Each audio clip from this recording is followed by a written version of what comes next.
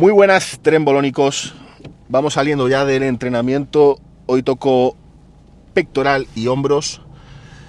Y menos mal que llevo gorra porque tengo unos pelos terroríficos. Mañana ya tengo cita con el peluquero de una vez por todas para, por lo menos, quedar más o menos presentable. Si no, meto miedo.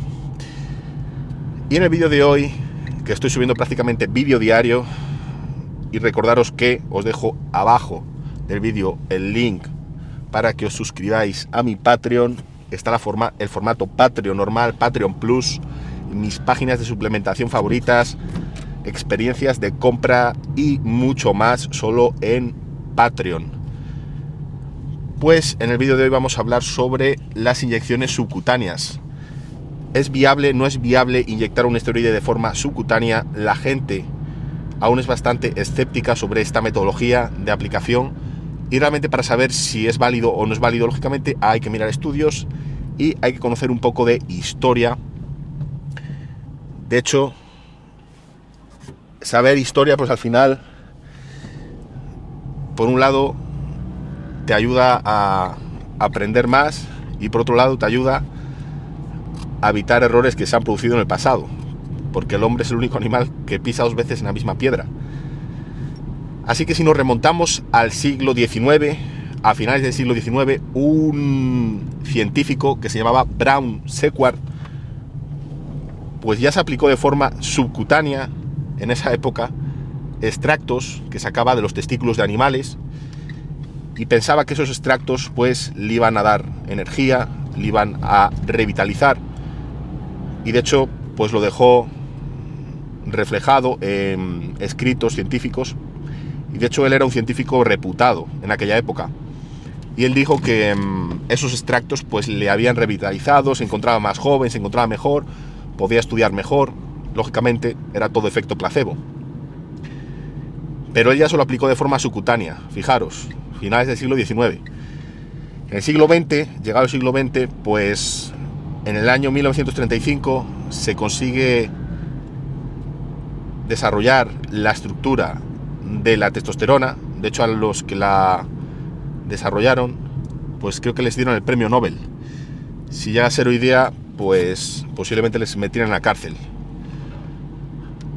Más que nada porque aún hay un grupo de la sociedad o de la población bastante reticente con el tema testosterona, el tema esteroides. Bueno, ya sabéis, ¿no? Y fue 2 años después, año 1937, las fechas con pinzas, lo estoy diciendo de memoria, si podéis comprobarlo vosotros mejor, pero creo que fue en el año 1937 cuando se empezaron a desarrollar diferentes formatos de testosterona. ¿Por qué sucede esto?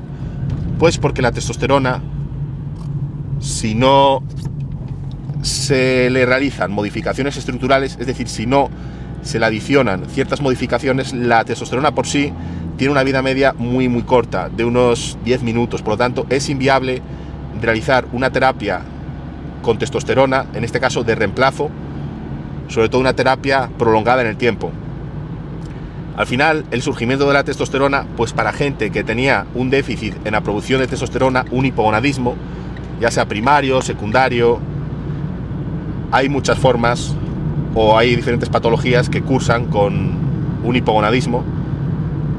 Pues en este tipo de personas que van a necesitar un reemplazo de testosterona durante toda su vida, pues lógicamente es inviable aplicarles la testosterona sin un éster, porque al final tendría que estar inyectándose constantemente a diario testosterona, y esto, cuando realizas una terapia a largo plazo, es un coñazo.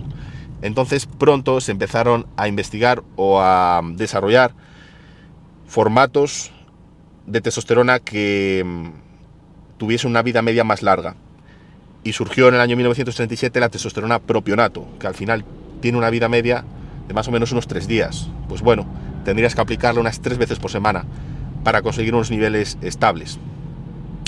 Llegados los años 50, a mediados de los años 50, pues surgen los formatos de testosterona enantato y testosterona cipionato. En este caso,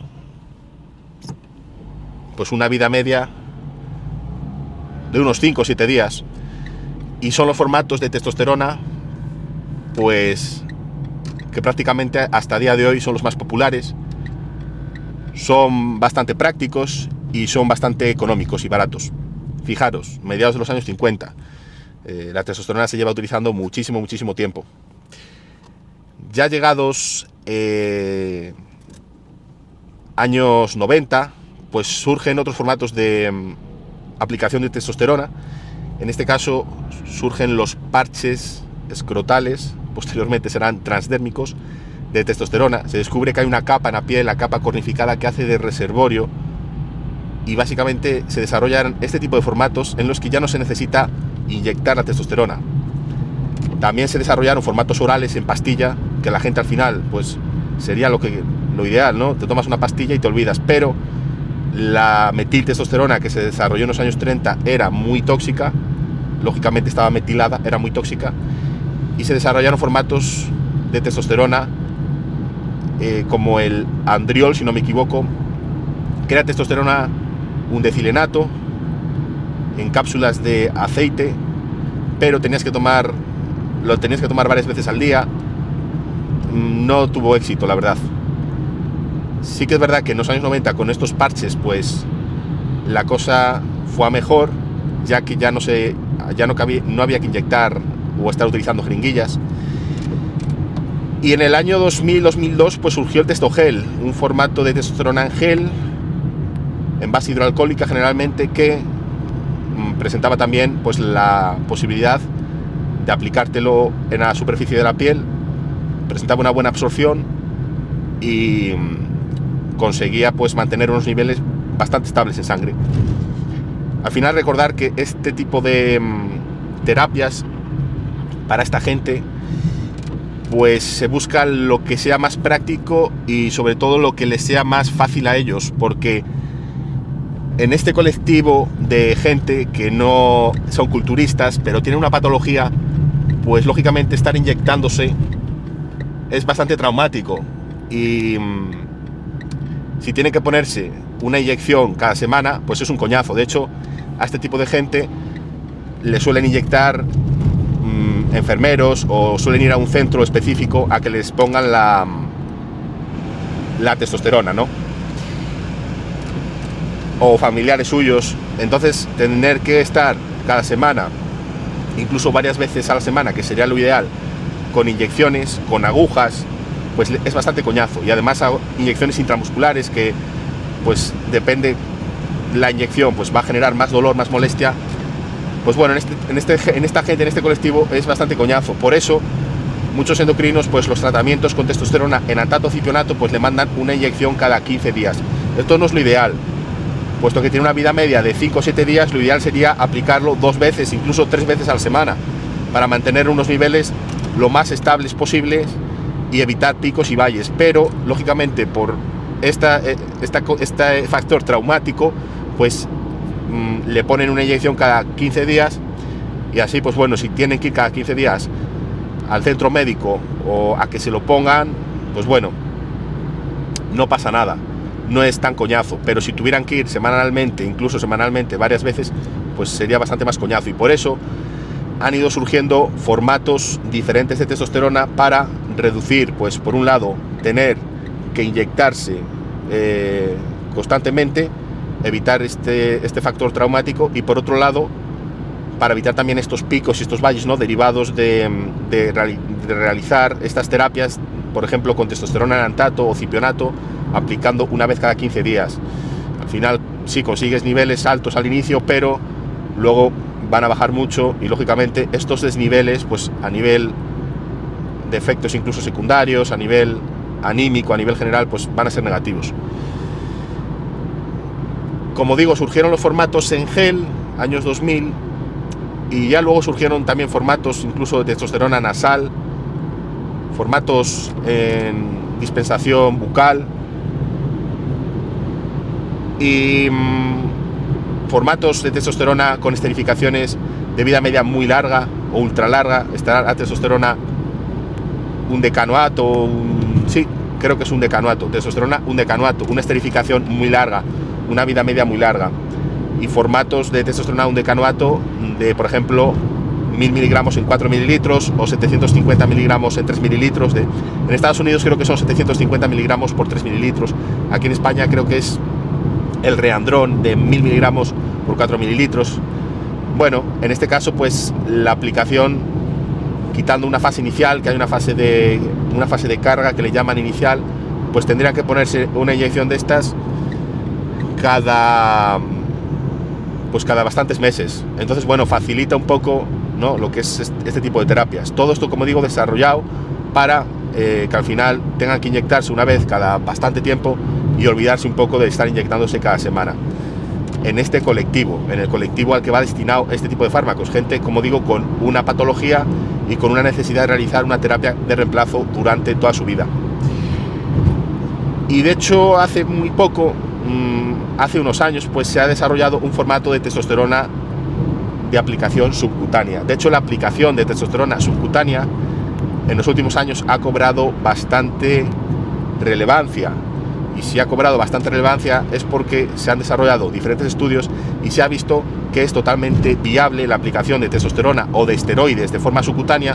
También hay estudios con decadurabolín y se ha visto que los niveles que se alcanzan en sangre son óptimos y son prácticamente idénticos a los que se alcanzan con aplicación intramuscular de testosterona, y además con ciertas ventajas. Entonces, en estos últimos años se ha desarrollado un formato de testosterona de aplicación subcutánea, se llama Siostez, si no me equivoco, podéis buscarlo, y es el típico boli de testosterona, creo que es testosterona lantato o testosterona cipionato, pero diseñado para aplicarlo de forma subcutánea. De hecho, otros tratamientos, como por ejemplo la aplicación de hormona de crecimiento, pues se puede aplicar intramuscularmente o subcutáneamente. El HCG se puede aplicar intramuscularmente o subcutáneamente, pero los formatos están diseñados ya para que sea una aplicación subcutánea. ¿Por qué? Porque es menos traumática, genera menos dolor, es más cómodo, y con este tipo de aplicación subcutánea, pues la persona va a poder aplicárselo a ella misma, y además, al ser muy poco traumático, no generar dolor y ser práctico, pues podría aplicarse testosterona repartiendo la dosis a lo largo de la semana y conseguir niveles bastante estables de testosterona, sin esos picos y esos valles. Por lo tanto, la aplicación subcutánea de testosterona es totalmente viable. Se ha desarrollado, ya digo, un fármaco específicamente para aplicar la testosterona de forma subcutánea. El problema es que es muy caro, creo que es muy caro, y no sé si se está comercializando ya en España, no lo sé. Con el tiempo quizás se abarate el precio y se pueda ser accesible, pero creo que actualmente es muy caro, y lógicamente comparas un test de farmacia que vale 8 euros la caja con este formato en Siostez, que debe ser mucho más caro, pues al final te vas a quedar con lo más práctico y lo más barato, porque si algo somos es ahorradores.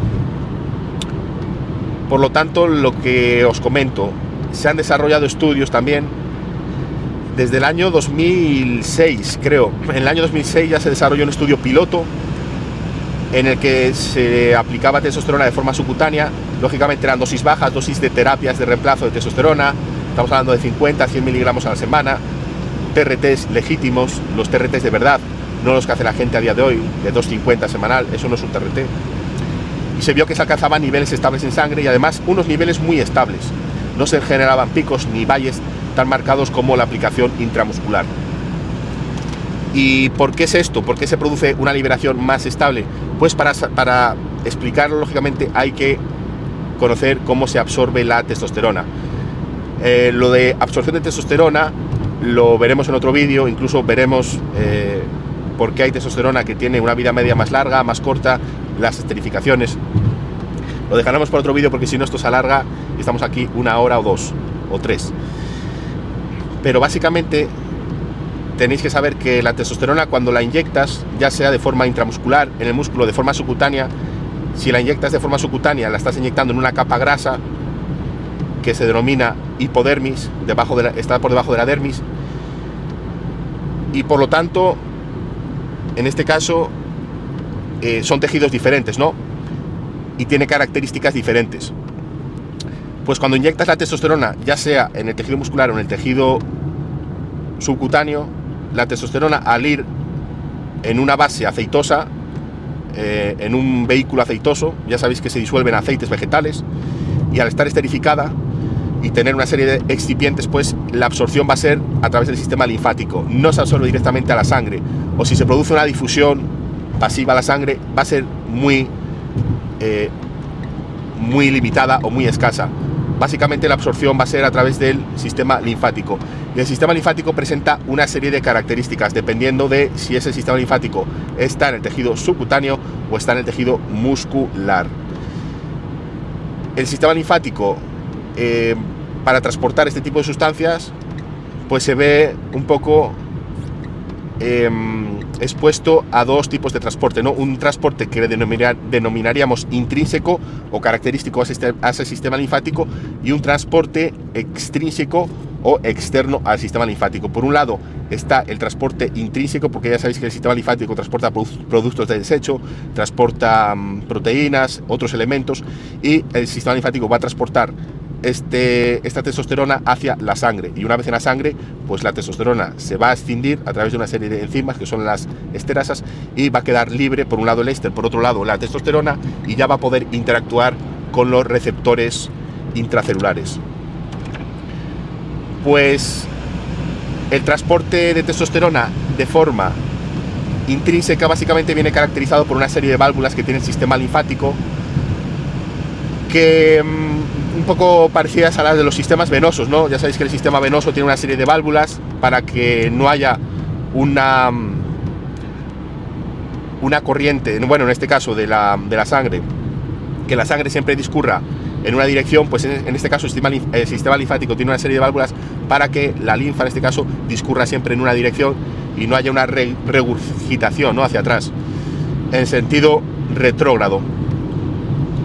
Creo que se llaman estas bombas del sistema linfático, creo que se llaman linfagliones, creo que se llaman así, lo podéis buscar.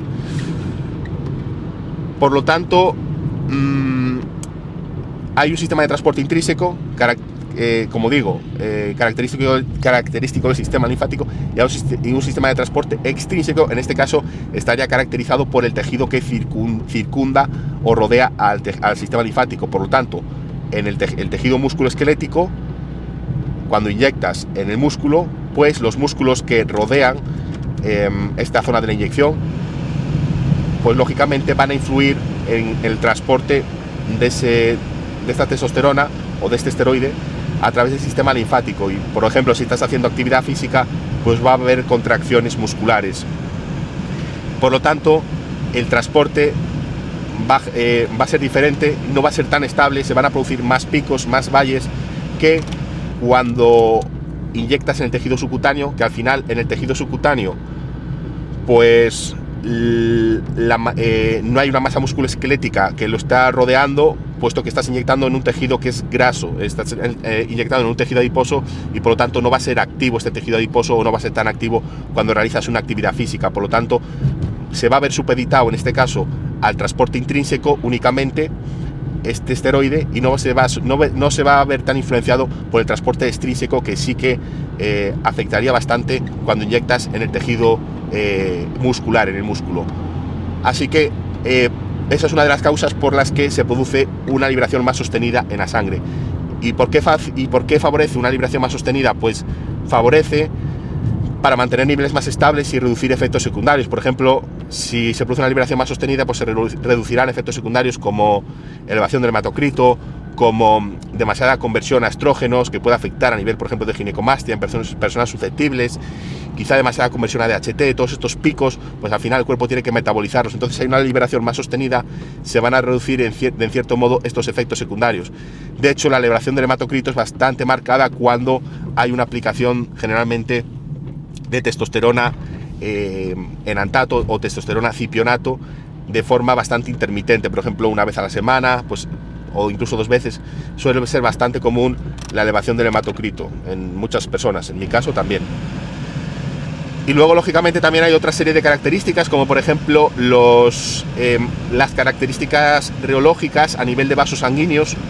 El tejido muscular está muy irrigado por diferentes vasos sanguíneos, en cambio el tejido adiposo no, o el tejido subcutáneo no.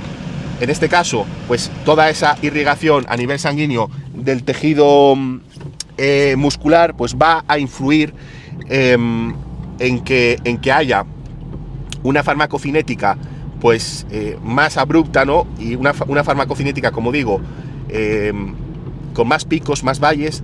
En cambio, como este tejido subcutáneo donde estás aplicando, pues las características a nivel de vasos sanguíneos, pues presenta bastantes menos, está menos irrigada a nivel de vasos sanguíneos, pues este transporte o esta liberación va a ser bastante más lineal en la sangre.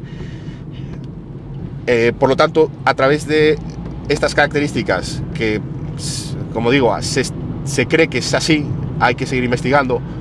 Hay ya estudios de aplicación de testosterona subcutánea en personas transexuales, en hombres. Hay varios, nos podemos encontrar varios estudios ya. No hay tampoco muchos, pero sí hay varios estudios y sostienen que la aplicación de testosterona subcutánea es totalmente válida y, como digo, presenta esta serie de características. Estamos hablando de aplicación de forma subcutánea de un volumen bastante bajo, es decir, volúmenes de 1 mililitro máximo, 0,5, 1 mililitro. No se puede aplicar de forma subcutánea mucho volumen.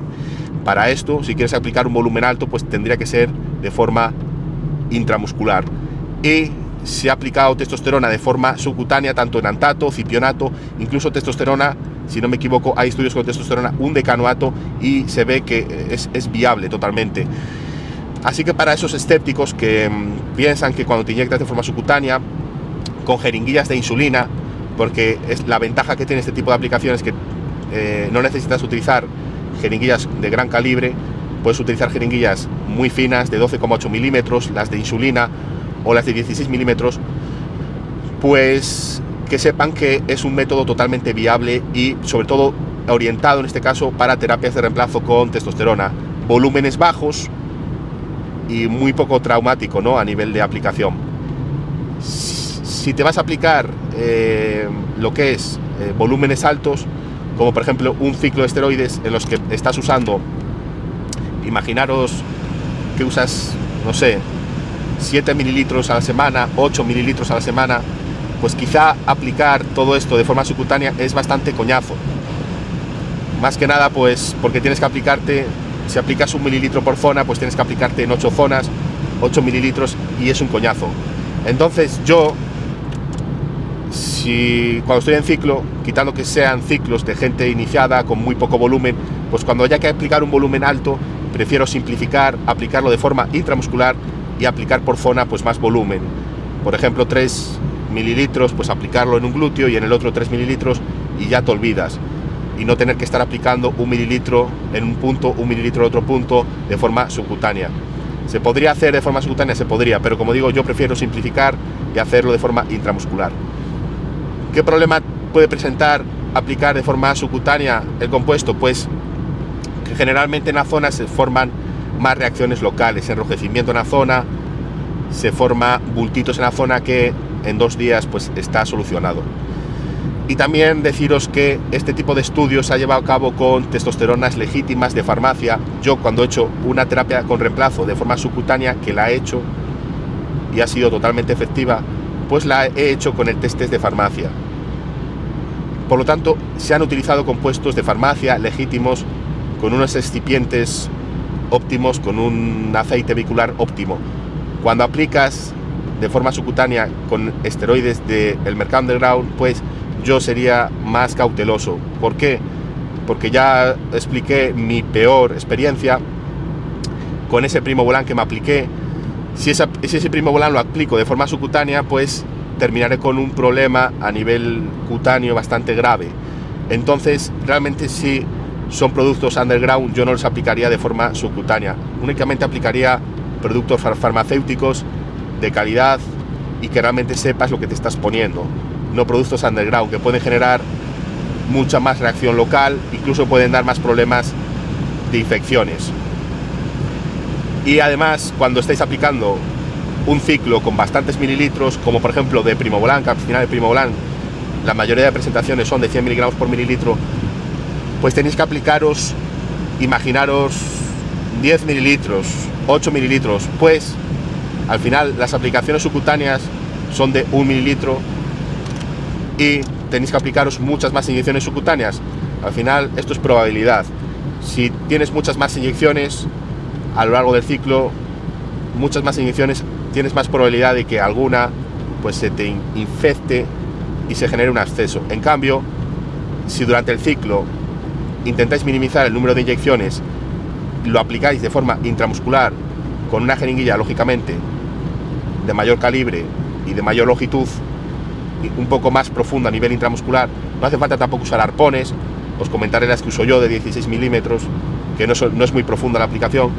Pues en este caso vais a minimizar el número de inyecciones durante el ciclo, que además son compuestos underground en la mayoría de ciclos, y vais a minimizar que alguno de ellos, por probabilidad, se enquiste o surja un absceso. Por lo tanto, resumiendo, inyecciones subcutáneas o aplicación de esteroides de forma subcutánea es viable, sí, totalmente viable.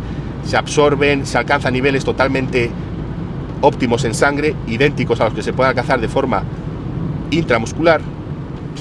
Y además, por ejemplo, PAD-TRT, terapias de reemplazo con testosterona legítimas, con cantidades óptimas, regulado a través de analíticas sanguíneas, con fases en las que se pueda generar aumentos o bajadas en función de esos niveles, pautado por un endocrino o por un médico. Pues en este tipo de terapias, desde mi punto de vista, la aplicación subcutánea presenta ciertas ventajas sobre la aplicación intramuscular: niveles más estables en sangre, reducir picos y valles, poder aplicarte o repartir esa testosterona en 2 o 3 días a lo largo de la semana, reducir efectos secundarios derivados de mayor aromatización o conversión a DHT. Entonces, desde mi punto de vista, para un TRT, la aplicación de forma subcutánea sería ideal. De hecho, como comenté anteriormente, ya se están desarrollando fármacos y se ha desarrollado el Siostez, que es testosterona de aplicación subcutánea. Si se están desarrollando este tipo de fármacos, que son bastante recientes, es porque vamos avanzando en el tiempo y se ve que este tipo de formatos, a través de estudios que se han hecho, pues son totalmente válidos. Para aplicación durante un ciclo, cuando estáis en un ciclo de esteroides, si es un ciclo muy básico, con compuestos legítimos de farmacia, 250 miligramos a la semana, 500 miligramos a la semana, un volumen bajo semanal, pues se podría aplicar de forma subcutánea.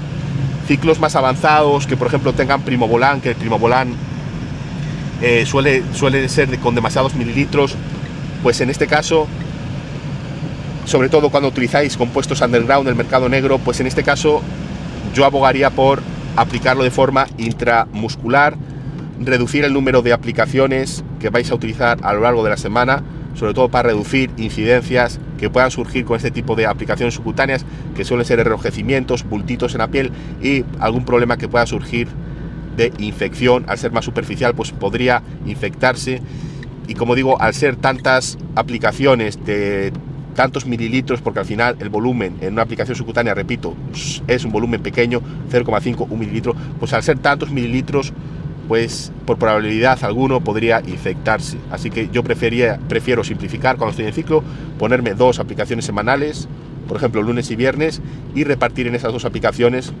pues todo el volumen que tenga que utilizar de compuestos.